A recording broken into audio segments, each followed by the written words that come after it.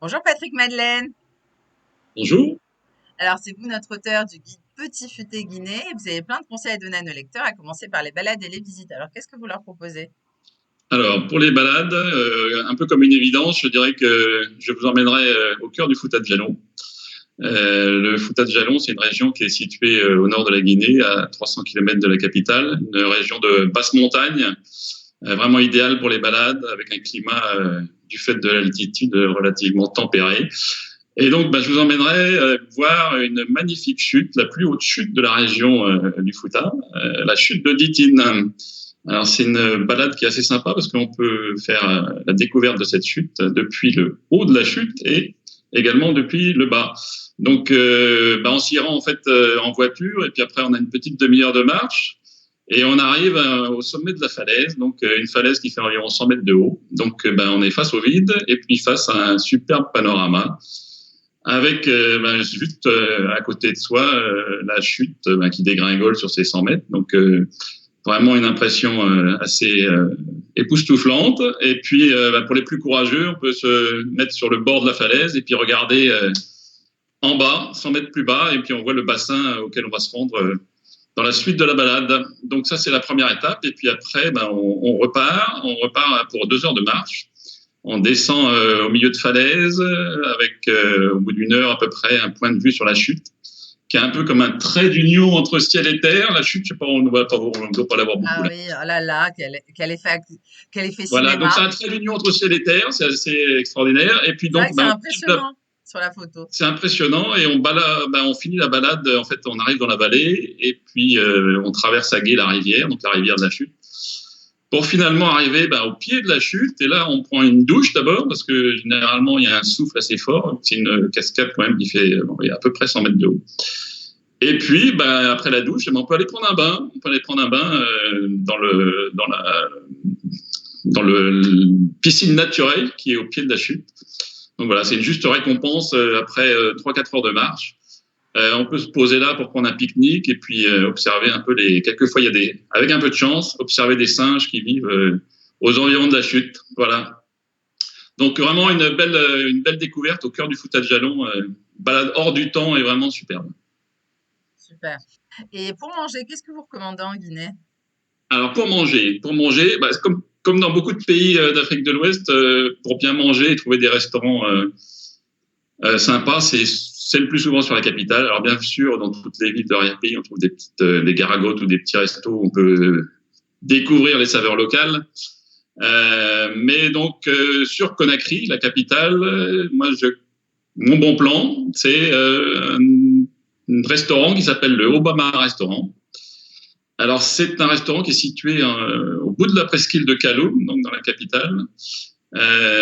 C'est un restaurant qui, de l'extérieur, ne ressemble à rien. C'est fait de bouts de bois et de briques et de broc. Et en fait, c'est une paillote qui est installée sur la mer.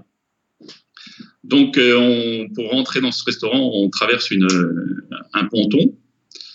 Et puis là, on découvre une salle de restaurant vraiment super agréable, avec une déco très marine, donc avec des filets, des dessins marins, etc. Et une terrasse qui permet en fait, de manger au-dessus de la mer, face à la mer. Donc vraiment un coin très sympa. Et bien sûr, au-dessus de la mer, face à la mer, qu'est-ce qu'on mange? Eh ben, on mange du poisson. Et du poisson frais qui vient du port juste à côté, le port de Boulbinet.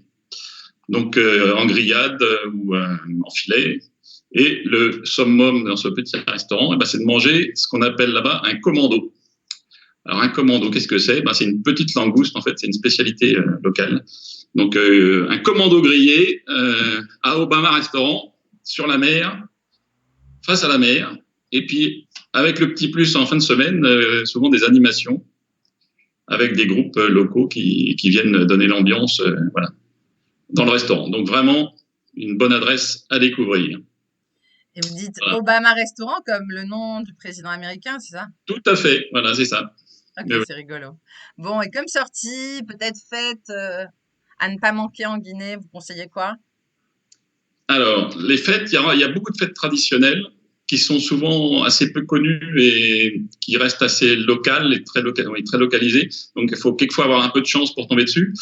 Il y a une grande fête quand même, qui est très connue et très reconnue dans la région. Ça se passe en Haute-Guinée. Donc là, on part dans une autre région, dans la région de Kankan, donc au bord du fleuve Niger. Et là, c'est une fête traditionnelle, c'est ce qu'on appelle la fête de la mare. Donc, c'est une fête qui se passe déjà à plusieurs endroits, parce qu'il y a plusieurs mares. Et elle se passe souvent sur 2 jours. Donc, les gens se rassemblent souvent une première journée. Alors là, c'est la grande fête au rythme des djembés et des groupes musicaux qui donnent l'ambiance. Et voilà, vraiment sympa. À savoir que le djembé, c'est vraiment une spécialité de la région de Kankan. Hein. Les djembé fola, comme on dit, les joueurs de djembé sont très connus et reconnus dans toute la région. Donc ça, c'est la première étape. Et puis le lendemain, les gens se rassemblent en fait avec leurs nasses, leurs filets, etc., leurs bassines autour d'une mare qui généralement se forme en fin de saison sèche. Et l'idée, c'est que au top départ du gardien de la mare, tout le monde se précipite dans la mare pour essayer d'attraper un poisson. La plupart n'en ont pas, mais ceux qui en ont sont bien contents parce que c'est un bon présage, comme on est à la fin de saison sèche et donc au début de la saison des pluies, c'est un bon présage pour la suite et pour la période de culture et de labour qui se présente. Donc voilà, c'est vraiment une ambiance très très locale, très conviviale et vraiment sympa à vivre. Et alors en plus, il y a plusieurs fêtes qui se déroulent les unes après les autres. Et ça se passe au mois de mai généralement dans la région de Kankan. Voilà. Très bien. Et s'il y avait un bon plan qu'on pourrait qualifier du meilleur bon plan de tous les bons plans, ce serait quoi pour vous, Patrick? Alors, le meilleur des bons plans parmi les bons plans. Alors là, je pars encore dans une autre région.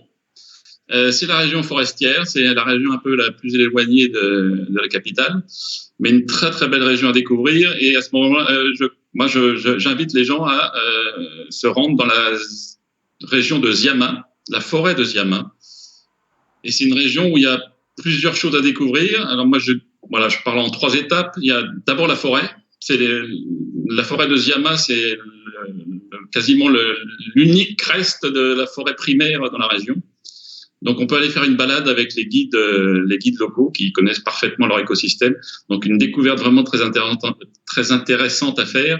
En plus, on peut dormir sur place dans une ambiance que vous pouvez imaginer au milieu de la forêt primaire. Donc, première étape, de découverte de la forêt. Deuxième étape, aller à quelques kilomètres dans le village de Zébéla. Zébéla, c'est un petit village de brousse. Donc, à partir de Zébéla, on peut aller à la découverte d'un pont de liane, qui n'est pas naturel du tout, mais qui est mystérieux justement parce qu'il est construit seulement par des initiés. Et donc, on découvre ce pont après quelques minutes de marche. Donc, faut imaginer, ça ressemble à une grande toile d'araignée qui a été tissée, on ne sait pas très bien comment, mais qui est absolument extraordinaire. Et donc, évidemment, qu'on peut traverser. Alors, quelquefois, ça donne des sensations, parce que si l'eau en dessous, le courant est assez fort, qu'on regarde ses pieds, qu'on avance sur ce pont qui balance, bon, faut pas être sujet au vertige, parce que ça donne des sensations assez étonnantes. Voilà. Donc, deuxième étape dans cette découverte de la région. Et troisième étape, alors, là, c'est plus incertain, mais c'est une expérience à vivre. C'est partir sur la piste des derniers éléphants de la région. Donc là, généralement, il faut prévenir un peu à l'avance. Mais si on a la chance, on prend un guide ou des guides, parce que souvent ils sont plusieurs, et qui vous accompagnent donc sur la piste des derniers éléphants de la région. Et ça peut être une balade vraiment à sensation, moi que j'ai eu la chance de faire. Et au bout, quand on rencontre un ou des éléphants, c'est vraiment un moment assez magique. Voilà, le meilleur de mes bons plans pour. D'accord. Et un souvenir à rapporter de Guinée dans ces valises? Alors, un souvenir. Bon, évidemment, il y en a beaucoup. Déjà, le premier des souvenirs, souvent, c'est les images qu'on ramène dans sa tête. Bon, après, plus concrètement, 2 choses. Alors, tout à l'heure, on parlait de djembé. Alors, évidemment, un djembé normal, c'est un peu plus grand que ça. Donc, c'est un peu compliqué à transporter. Mais ils ont eu la bonne idée donc, de faire des mini djembés qui permettront qu'on peut acheter un peu partout, notamment sur Conakry, qui permet de ramener un souvenir. Alors, on ne fera fera pas de musique extraordinaire avec ça, mais voilà, ça permet de se rappeler un peu de ce qu'on a pu vivre. Deuxième chose qui se fait dans une autre région, c'est ce qu'on appelle l'indigo.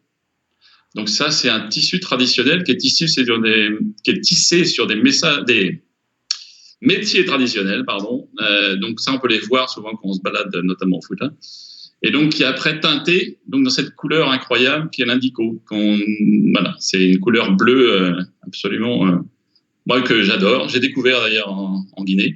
Et donc avec ça, ils tissent des bandes, de longues bandes qu'on peut assembler soit en pagne ou faire. On peut faire un peu plein de choses avec, des habits ou des nappes, voilà, etc. Donc ça peut être un bon souvenir à garder, qu'on ramène chez soi et qu'on garde pendant un certain temps. Voilà. Et l'indigo, c'est c'est une coloration naturelle que vous Alors c'est tout à fait naturel, c'est une plante naturelle qu'on trouve sur place. En fait, c'est un petit arbuste de rien qui ressemble à rien, mais sa feuille, d'ailleurs, quand on attrape la feuille et qu'on la broie dans ses doigts, on a les doigts assez rapidement bleus. Donc c'est assez étonnant. Et cet arbuste, c'est l'arbuste indigo ou ça n'a rien à voir? C'est un indigotier, oui. Un On appelle indigotier. ça un Ça alors? indigotier. Oui. Ah Oui, bah, oui. vous apprenez quelque chose, Patrick, moi je Voilà. ne savais pas. Bon, bah, merci beaucoup pour tous ces conseils qui sont Avec très utiles plaisir. à nos lecteurs et puis je vous souhaite une bonne continuation en Guinée. Au revoir, Merci Patrick. bien. Au revoir. Ciao.